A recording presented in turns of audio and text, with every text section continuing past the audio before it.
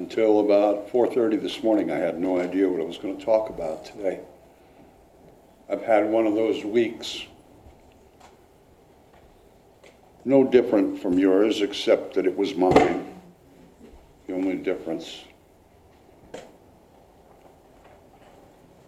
I'm going to share a little bit.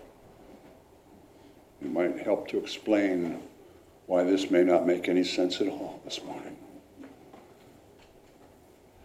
On two different occasions this week, I was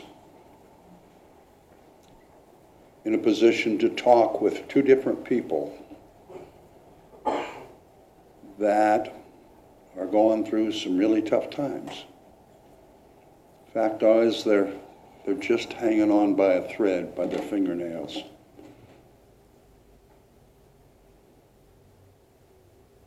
You don't really know what to say in those times because your intellect doesn't help you. Your heart, maybe.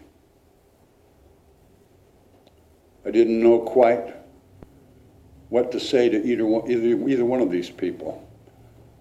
But then I remembered one of my old heroes. Ward and Susan know this gentleman. His name's Stan Crandall. Bots their head and they smile. I don't know if Stan's still alive. No, he passed. Well, the last time I saw him, I think he was 103.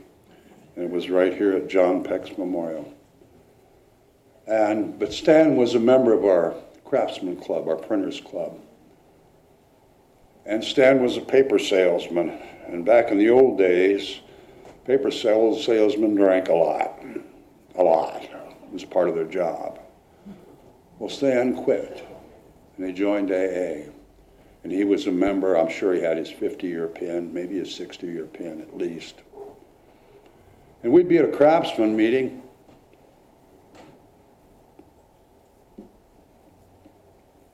His phone would ring. Gotta go. Buddy's in trouble, right? Stan must have sponsored thousands of people dealing with alcoholism.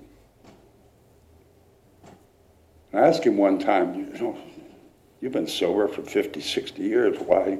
He said,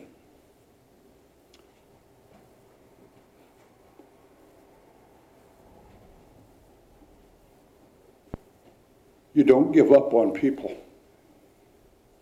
It's easy for people to give up on themselves, but it's our job to make sure that they know that we didn't give up on them.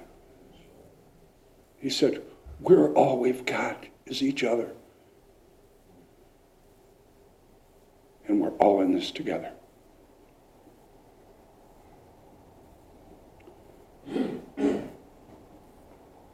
I found out, received notice today that another one of my heroes, I don't know if Ward and Susan knew him especially, he was in San Francisco, but they know his son, Curtis Kraft. Bob Kraft passed away. And he was another,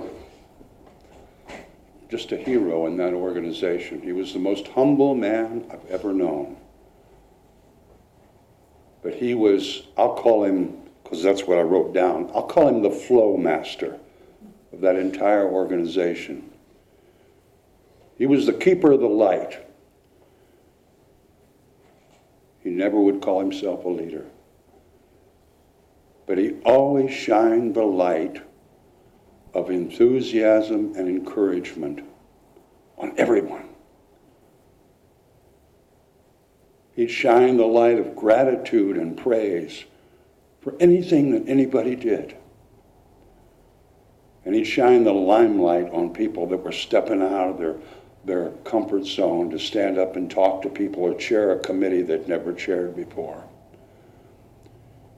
He kept that flow of creativity going through a whole organization and through his business as well. The most respected printer I've ever known. He passed.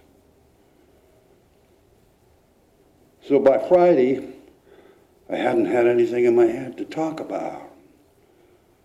And then Friday and Saturday, and again this afternoon, right after church, I have the pleasure and the privilege of playing what we call the prelude for the Readers Theater off the page. And I thought Friday night, oh, I'll hear something that will inspire me. There's some great works that they share.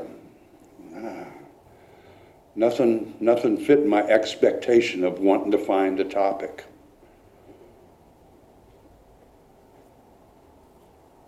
Well, I thought last night, I thought, well, I'm just going to have to, I don't know, maybe back when I used to type the talk, maybe pull it out and read it again. I don't know. So I went to sleep and I dreamed about Bob Kraft.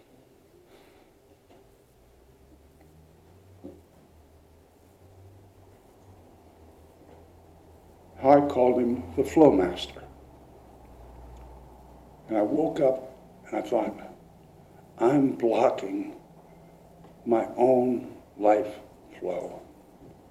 We all do it. So I'm going to pay attention to what I say today because I'm not sure what's going to come out. But maybe you could use this little pep talk as well because I need it. Everyone in this room is a giving person. We give and we give and we give, but I'm not so sure we're all that great at receiving.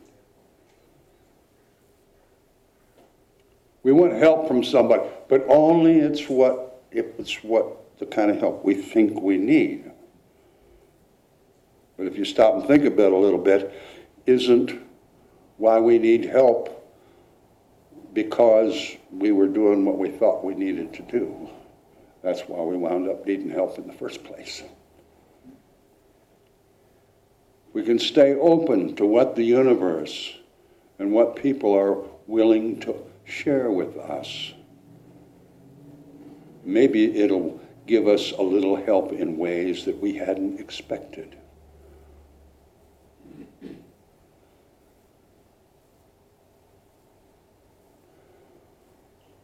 When we choose to share the vast amount of intelligence and wisdom we have with everyone around us, is that what they need? How often do we stop and listen? Even to that person that has an opinion that's just exactly opposite of ours. They believe in that opinion. I wonder why. Maybe they know something that I don't know. Maybe they're sitting in front of me talking their opinion because the universe thinks I need to hear what they might have to say and do a little processing. Accepting what comes into your life, not as, oh, I'm going to change my opinion, but just maybe I'm supposed to process some of this. Most of us, I know, listen, Patrick, I'm very proud when it comes to accepting help. I can handle it. Well, not only does that block my own flow, but when I don't allow someone else to share their gift with me, I'm blocking their flow too. And there's a lot of that going on these days. A lot. Yesterday, across this whole nation, women and men came together to build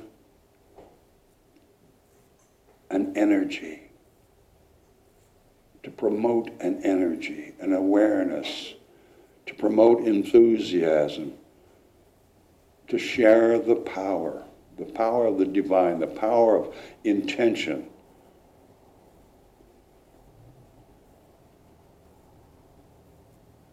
Letting it flow. I could talk about the flow of money forever. But when it comes to money, when it comes to your actions, when it comes to success in your life, when it comes to relationships, they are just as you think. And if you think you're poor, you're going to be poor. Sure as the world. But if you believe that the flow of the universe will provide, it might be different. It might just be. Bonnie sharing her chicken and dumplings tradition with us today. Wonder what we're going to share with Bonnie. What are we going to share with our neighbors when we go home? Are we going to allow ourselves to receive what they share with us? Are we going to show them the respect to listen to their opinions and allow them to feel that they have some value and importance in what they share? Or are we going to block it? Stay in our little bubble.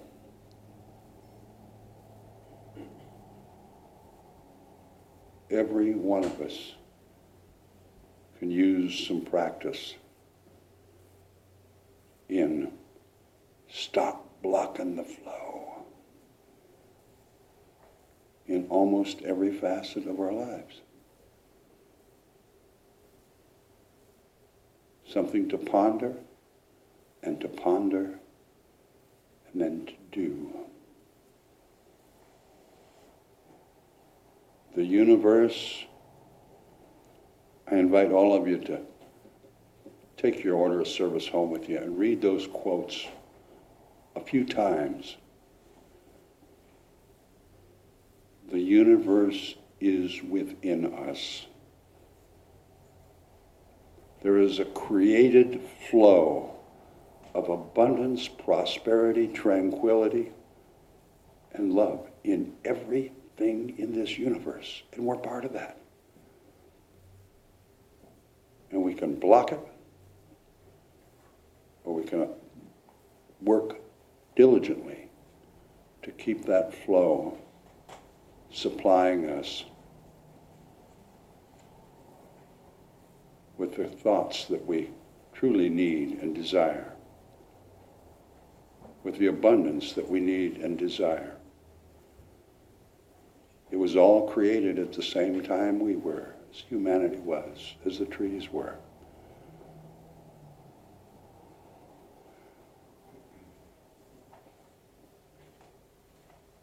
The flow of life, it's in each of us. This life is for a very short time.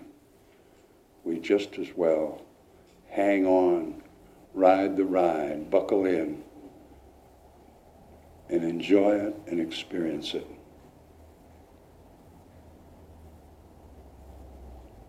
Because it truly is a wonderful world that each one of us is part of. And so it is. Let's stand and sing, "What a Wonderful World."